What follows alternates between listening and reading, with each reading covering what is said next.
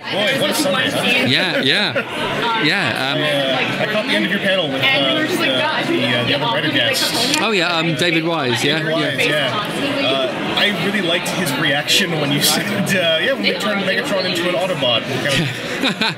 I know, because of course David, and there's no reason why he should know anything about Transformers today, but he's just coming back to see what's changed in the last 30 years or so. But that's kind of flipped around a little bit. I think that was the one time when he thought, oh my god, different things have happened, things have changed. So well, we are here with James Roberts, TFcon at Sunday. It's the final day. We are on the back end of a crazy convention.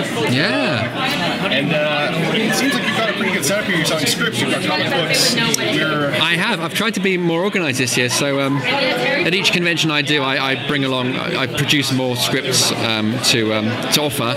And this year we've got, I've been doing this for a few years now, so we've got quite a selection. I tend to sort of try and take a poll online or gauge interest online and see which issues people want to see in script form. But we've got those, and also tried this time round to More Than Meets the Eye issue 1, trying to get some new readers, entry level. There's like almost a complete set. To go into. So I will say we are recording this interview. Unicron #1 has come out. We're not finished with IDW, but we're in the final several-month arc. We are. So obviously, when we're talking about stuff, there are going to be some walls we run into. I'm not expecting any spoiler info because I'm reading the books too, right? But obviously that's the big question. We're moving into the kind of finale of the current IDW universe. Indeed. All the threads are coming to a close. Now that we're going into this end game, the first question I had was just based a lot on the current state of Megatron and left in the Functionist universe. Is there almost, obviously there's a bit of a sense of maudlin that is coming to a close, but is there also maybe a sense of maybe relief that it is coming to a definite and controlled closure, where someone may not come in 5 years from now and say, we need another Megatron story, let's just yank him back out? Yeah, I think that's a fair point. I can't speak for John, although I suspect he's of the similar view. But what doesn't excite me as a reader of comics, the downside of most comics, or the most mainstream comics, is this sense that there's always the appearance of change, there's always the appearance of evolution, but ultimately, the normal path is refound or reset. Things tend to spring back to how they were, more or less. And one of the huge attractions of writing in the IDW Transformers universe was there was a real sense of genuine forward movement and progression and momentum. And there's still some elements of traditional comic storytelling where people are resurrected and stuff, but generally there was a forward propulsion. And when something changed, it stayed changed. And when we decided to finish the war, we decided for the war to end in 2012. I'm sure everybody involved thought, okay, well that will be the status quo for a year or maybe 2 years, and then inevitably the war will start again, and in that sense at least we'll be back to how we were.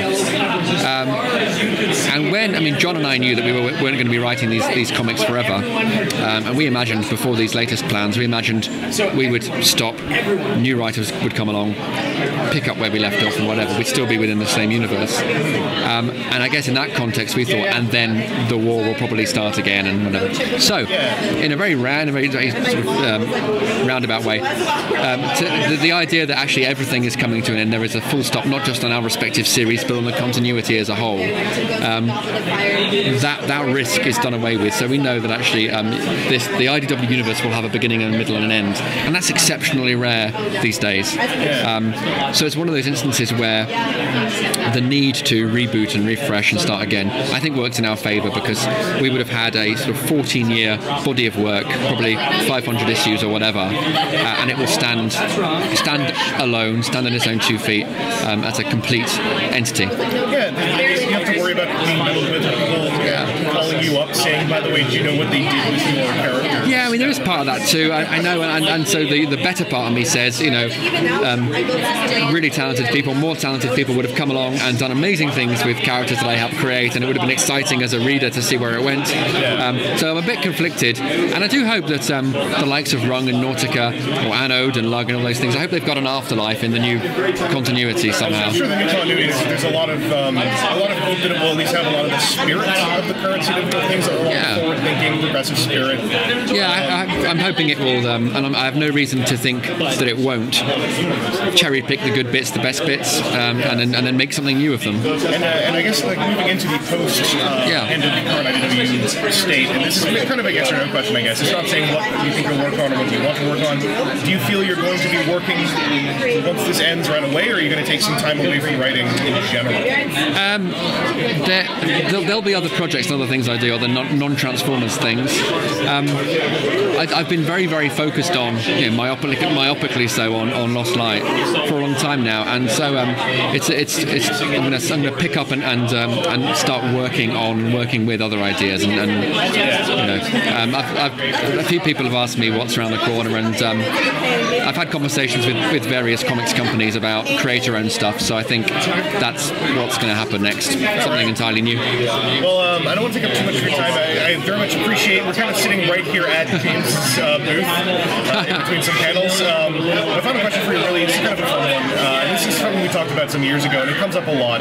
So I wanted to get your kind of, I guess, the closing statement on it. A lot of people, when they read something a little quirky in your books, and I'm guilty of this too, a lot of us tend to go like, man, how Red Dwarfian was the book? Because it is a spaceship going through the cosmos and crazy things happening. But I know you said it, maybe you can just say it here, like, Red Dwarf is there, but you've said many times, you have a lot more as far as your inspirations are concerned. That kind of stuff. I guess it's easy to be defensive because sometimes when someone says, "Oh, that's very Red Dwarf," if one looks at it in too much of a reductionist sense, you're just saying it's a Red Dwarf ripoff. I was absolutely. I mean, I adored Red Dwarf. I still like it, but it came out in the UK when I was 11, and the first 8 series, I was 11 to 20, 21, so really sort of covered that span of my life, and I will argue with anybody about the sheer genius of the first few series of Red Dwarf.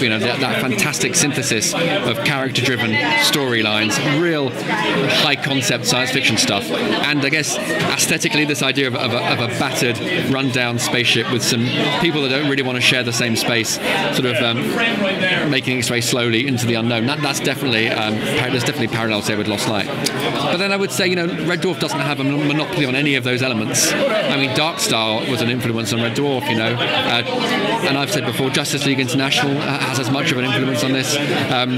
Moffat Doctor Who at its best, but at its most sort of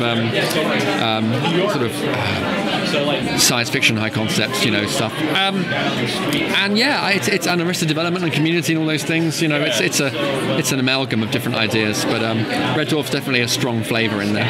I guess, speaking for myself, it was more out of the place of, oh, good lord, someone else actually knows what Red Dwarf is, and I'm feeling some of that vibe. I will readily defend it too. I'll even defend the lower grade seasons. As time went on, it became a stumbling point in a greater hole. And there's never been anything else like. There's been elements of Red Dwarf which you can find elsewhere, but I think it was the first series to bring all those things together, really. It stands alone, and the Dave series, I think, really it brought it back to a certain horizon point. It's the core cast.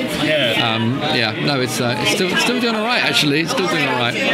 But seasons certainly seasons 2, 3, 4, 5. Season 1 is underrated, but I'd fight anybody that said they weren't anything other than genius. Season 1, Confidence and Paranoia, I think, is still one of the most clever ideas from that era of television.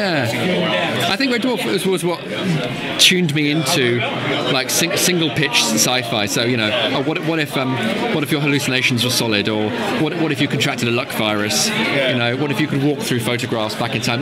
Just really a good hooky science fiction idea. And then basically this is the simple formula. So a good, strong science fiction hook that you can sort of distill into a sentence, and then insert 4, 5, 6 slightly larger than life characters that aren't really well equipped mentally or physically to deal with it, and then there's your story, really. Well, thank you again so much for your time, and looking forward to seeing how the rest of Lost Light plays out, along with the rest of Unicron, the rest of my Yeah, it's a very busy few months for everyone. Yeah, and obviously that's not going to be the crux of the questions I have right now, because we're very much in the not just wait and see, but maybe even just don't look at the previews, just let the issues come out. God, I'd say I'd avoid it. It gets more and more difficult, especially with some of the issues being bi-weekly, and you're on the risk of having the Unicron number 1. Before the end of Optimus Prime. So. Yeah. I mean, there's the end of Lost Light on More Than Meets the Eye, the series. I've said to someone else, it's Infinity War-esque in terms of the number of characters and the stakes and the sort of number of moving parts. It's not as intimate or reflective as Dying of the Light, except when it is in certain key elements. So it's the worst possible jumping on point, but it's a huge. I hope it's a huge reward for those people that have been there since the start, or that have caught up and know far more than I do intimately all the characters and the lore. It's my present to them, saying thanks. Here we go. Let's wrap this up.